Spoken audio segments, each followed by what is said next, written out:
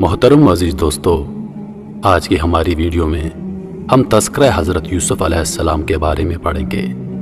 یہ اس ویڈیو کا پہلا حصہ ہے۔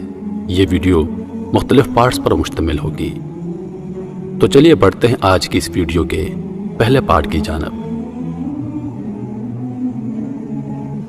حضرت یوسف علیہ السلام حضرت یعقوب علیہ السلام کے لاڈلے بیٹے تھے۔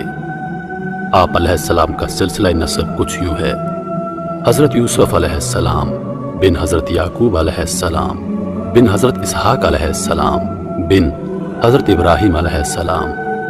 گویا آپ علیہ السلام حضرت ابراہیم علیہ السلام کے پڑپوتے ہیں۔ آپ کی والدہ کا نام حضرت راحیل بنت لابان ہے۔ حضرت راحیل کے دو بیٹے تھے، ایک حضرت یوسف علیہ السلام اور دوسرے بنیامین۔ حضرت یوسف علیہ السلام کے 10 بھائی الاتی یعنی دوسری ماؤں سے تھے۔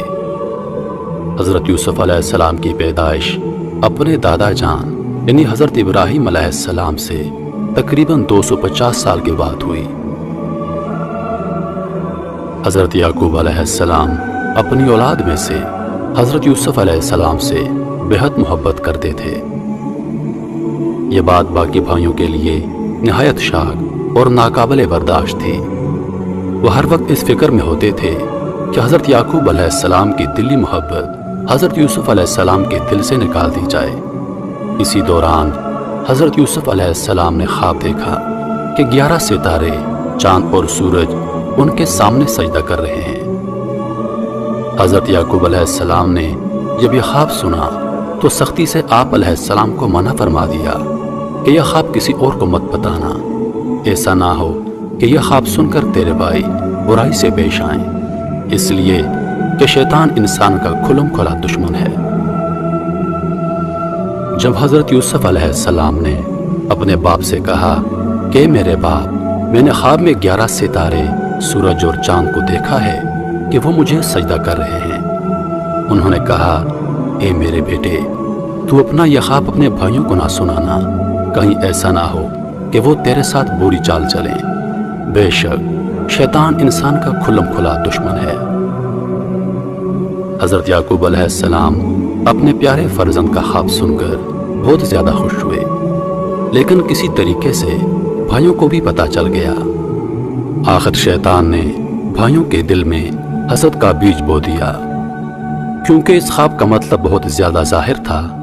سورج اور چاند سے مراد ماں باپ اور 11 ستاروں سے مراد ان کے بھائی تھے، تو بھائیوں کے دل میں حسد کی آگ زیادہ بھڑک گئی۔ ایک دن حضرت یوسف علیہ السلام کے خلاف سازش کے لیے آپس میں مشورہ کیا کہ ہم سب کام کاج کرنے والے ہیں اور باپ کی محبت ان دونوں بھائیوں یعنی یوسف اور بنیامین کے ساتھ زیادہ ہے، جیسا کہ قرآن پاک میں ہے۔ جب وہ کہنے لگے، البتہ یوسف اور اس کا بھائی بنیامین ہمارے باپ کو زیادہ پیارے ہیں اور ہم ان سے زیادہ ہیں قوت میں، بے شک ہمارا باپ ظاہر خطا میں ہے۔ حضرت یوسف علیہ السلام چھوٹی عمر میں اپنے والد بزرگ حضرت یعقوب علیہ السلام کی گود میں سو رہے تھے۔ جب نیند سے بیدار ہوئے تو چہرہ انور آفتاب کی مانند چمک رہا تھا۔ والد نے دریافت کیا، بیٹا کیا حال ہے؟ فرمایا، والد محترم، میں نے عجیب و غریب خواب دیکھا ہے کہ میں ایک پہاڑ پر ہوں اور اس کے ارد گرد پانی رواں ہے، بہت زیادہ سبزہ پھولوں کی سبب ہے، گویا ایک گلستان ہے۔ ناگہاں 11 ستارے، چاند اور سورج آسمان سے اترے اور انہوں نے مجھ کو سجدہ کیا، اس لیے میں گھبرا کر بیدار ہو گیا ہوں۔ حضرت یعقوب علیہ السلام نے سمجھا کہ اونچا پہاڑ ان کا بلند مرتبہ ہے اور پانی ان کا نصیب ہے۔ سبز باغ یہ نشانی ہے سعادت مندی کی، اور چاند اور سورج ماں باپ ہیں، اور 11 ستارے ان کے 11 بھائی ہیں۔ سجدہ کرنے سے مراد کہ یہ سب ان کے تابعدار ہوں گے اور پیشانی عاجزی کی اس کے آگے جھکائیں گے۔ اس خواب کی تعبیر صاف ظاہر تھی، اس لیے باپ نے پیارے بیٹے کو منع فرما دیا کہ اگر اس خواب کا حال تیرے بھائیوں تک پہنچ گیا تو ہر ایک اس کو جھوٹ سمجھ کر تیرا دشمن بن جائے گا۔ لیکن بھائی تھوڑے دنوں میں ہی اس خواب سے آگاہ ہو گئے اور حسد سے حضرت یوسف علیہ السلام کو نقصان پہنچانے لگے۔ رویائیل جو سب سے دانا تھا، اس کے پاس سب بھائی جمع ہو گئے کہ یوسف باپ کو جھوٹا خواہ بنا کر سناتا ہے۔ اس نے کہا ایسی صورت جھوٹ بولنے کے لائق نہیں ہو سکتی، یقیناً اس کا ستارہ بلند ہو جائے گا۔ پھر کچھ دنوں تک وہ لوگ خاموش ہو گئے۔ جب باپ کی زیادہ مہربانی حضرت یوسف علیہ السلام پر دیکھی تو سب بے قرار ہو کر اس کو دکھ پہنچانے پر کمر بستہ ہو گئے۔ پھر سب نے مسلط کرنے کے بعد اپنے والد کے آگے عرض کی کہ اگر آپ علیہ السلام ہمارے چھوٹے بھائی حضرت یوسف علیہ السلام کو ہمارے ساتھ روانہ کریں تو ہم مل کر سیر کریں گے اور دل سے غم کو دور کریں گے، تو کیا یہ مناسب ہوگا؟ حضرت یعقوب علیہ السلام نے فرمایا کہ میری وابستگی اس فرزند سے ایسی ہے کہ اگر مجھ سے جدا ہو گیا تو میرا دل مغموم رہے گا، اور اگر تم اس سے غافل ہو جاؤ تو اس کو بھیڑیا کھا جائے گا۔ انہوں نے کہا بھیڑیا کی کیا مجال ہے کہ وہ ہم سے اس کو کھا لے، ہم ایک زبردست جماعت ہیں، بھیڑیا کیسے کھا سکتا ہے؟ آخرکار منت سماجت کرنے کے بعد حضرت یعقوب علیہ السلام سے حضرت یوسف علیہ السلام کو لے گئے۔ جب باپ کے سامنے تھے تو پیار اور محبت سے پیش آئے، لیکن جیسے ہی باپ کی نگاہوں سے پوشیدہ ہو گئے تو حضرت یوسف علیہ السلام کے ساتھ ان کا رویہ نہایت سخت ہو گیا۔ حضرت یوسف علیہ السلام جس بھائی کی منت کرتے وہی بیگانہ ہو جاتا اور سخت جواب دیتا۔ آخرکار حضرت یوسف علیہ السلام نے اپنے بھائی لاوی کی منت وزاری کی تو اس کا دل نرم ہو گیا اور کہنے لگا میں یوسف کے قتل کا مشورہ ہرگز نہیں دوں گا، میری رائے یہ ہے کہ اس کو واپس لے جا کر والد کے حوالے کر دو۔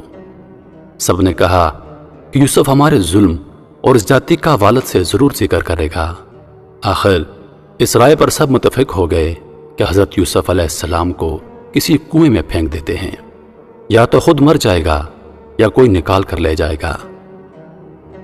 جیسا کہ قرآن پاک میں ارشاد باری تعالیٰ ہے، یعنی ان میں سے ایک نے کہا کہ یوسف کو قتل نہ کرو بلکہ کسی گمنام کنویں میں ڈال دو کہ کوئی مسافر اسے اٹھا کر لے جائے گا اگر تم کو یہ کام کرنا ہے۔